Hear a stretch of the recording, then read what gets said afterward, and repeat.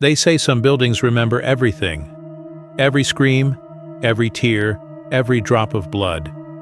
Maya adjusted her camera, her breath visible in the icy night air. The Ravenwood Asylum loomed before her, its crumbling towers silhouetted against a pale, full moon.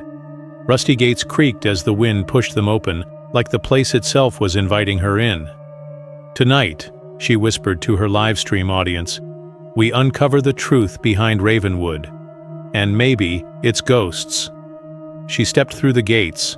On the cow, grass was overgrown, brittle, crunching under her boots. From somewhere deep inside, a faint metallic banging echoed like someone pounding on pipes. Maya froze. "Did you guys hear that?" she whispered. No response. Her phone showed no signal. Determined, she pushed open the asylum's massive front doors. A wave of cold air slammed into her. The hallway beyond was pitch black. Her flashlight flickered 3 times and then stayed on. "Okay, just the wind," she muttered. But as she stepped inside, a child's giggle echoed through the darkness. Right behind her, Maya spun around. No one there, only the open door, which slowly closed by itself, plunging her into darkness. The heavy door slammed shut behind Maya, echoing like a gunshot through the hollow building. She spun around, yanking at the handle, but it wouldn't budge. The asylum had locked her in. "Okay, don't panic," she whispered, her shaky breath fogging in the cold air. Her flashlight beam cut through thick layers of dust. The once grand lobby stretched before her. Marble floors cracked, a giant reception desk overturned. Old wheelchairs and gurneys lay rusting in corners like skeletal remains of the past. Above her, the ceiling mural was faded and peeling. She squinted, realizing it depicted patients screaming, their twisted bodies reaching toward the viewer. It felt like the painting was watching her. From somewhere down the hall, a faint whisper drifted through the air. Not words, just a slow, breathy hum. Maya lifted her camera, whispering to herself, "Okay, Ravenwood, show me your ghosts." Suddenly, the flashlight flickered. For a split second, the entire lobby was filled with people. Patients in hospital. Gowns, nurses, doctors, all frozen mid-motion, their heads slowly turning toward Maya. The light flickered again. They were gone. Maya stumbled backward, heart pounding.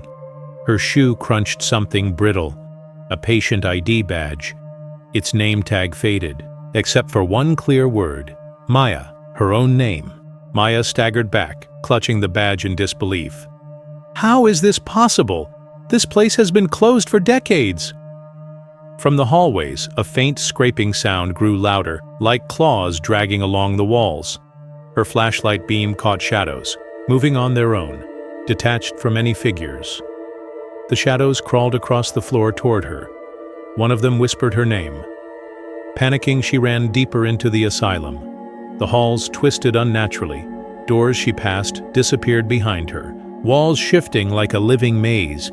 Finally, she burst into a small room, slamming the door shut. Breathing heavily, she whispered to her camera, "Guys, I think this place is alive." A knock on the door made her freeze. 3 slow, deliberate taps, then a childlike voice from the other side. "Let me in, Maya." Inside the small room, Maya found filing cabinets toppled over, their drawers rusted shut. She forced one open and pulled out a folder. It contained old black and white photos of patients. Every face blurred except one, hers. She flipped through, frantically. Every photo showed Maya, in different eras, different clothing, but always inside the asylum. "No, this can't be real," she whispered. Behind her, a cabinet drawer slammed shut on its own. The walls began to breathe, pulsing, like a living creature. From the cracks, hands reached out, grasping at her. Maya screamed and bolted out the other door, dropping the folder behind her. The last photo fluttered to the ground, a picture of Maya, today, standing exactly where she had been moments ago. The hallway ahead stretched impossibly far. At the end stood a tall, thin figure wearing a stained doctor's coat. "Hello?" Maya called out, her voice trembling. The figure didn't move. Then in a distorted, echoing voice, "Welcome back, patient 0. Maya's breath caught. "I'm not a patient. I'm just here to—" The figure moved instantly, now inches from her face. Its face was a blur of shifting features, like every patient merged into one. "You've always been here," it whispered. The lights blew out, plunging everything into darkness.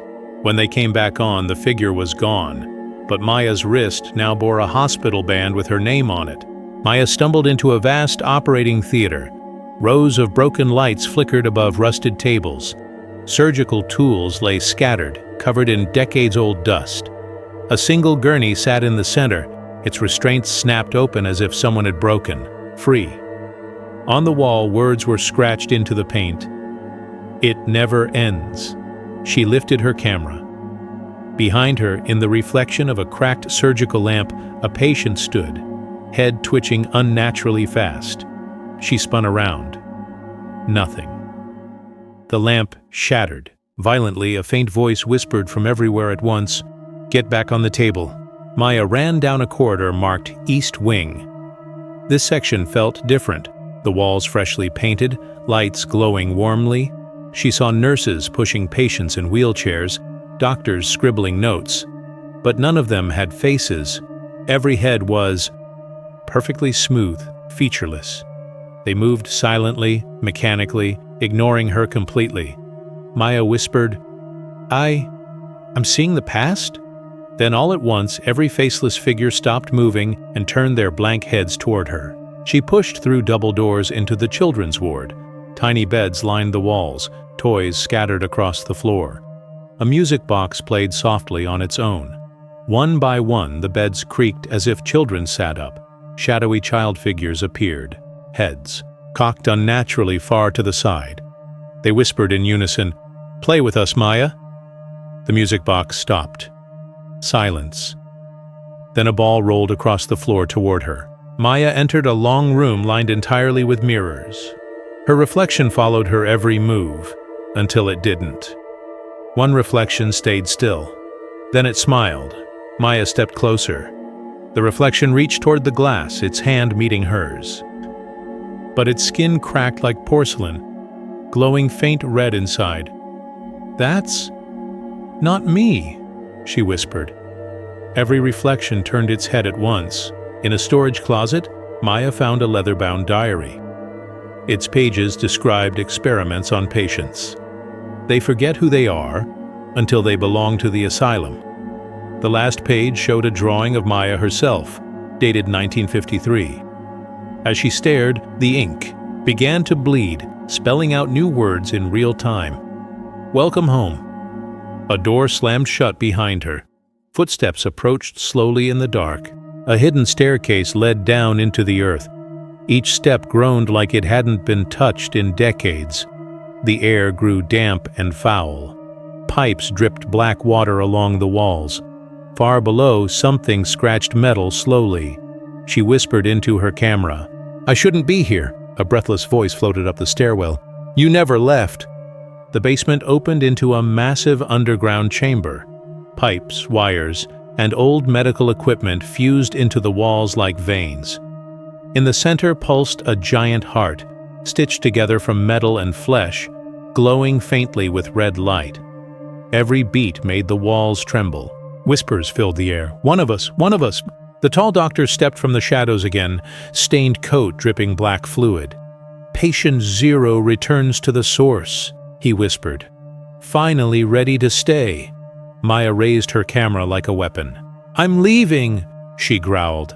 The doctor laughed, softly, face twisting into dozens of different faces at once. "You can't leave what you already are." The heart pulsed violently, pipes bursting, steam filling the chamber. Maya smashed her camera against it. With each blow, ghostly screams erupted from the walls. The asylum began to shake itself apart. Rooms above collapsed in chain reactions. But the whispers only grew louder. "You can destroy walls, not memories." Maya staggered through smoke and dust, emerging into daylight at last. The asylum behind her lay in ruins, silent and still. She laughed weakly into her camera. "I made it out." But when she checked the recording, the final frame showed her standing in the lobby, smiling blankly at the camera, wearing a patient's gown. The screen went black. A child's giggle echoed one last time.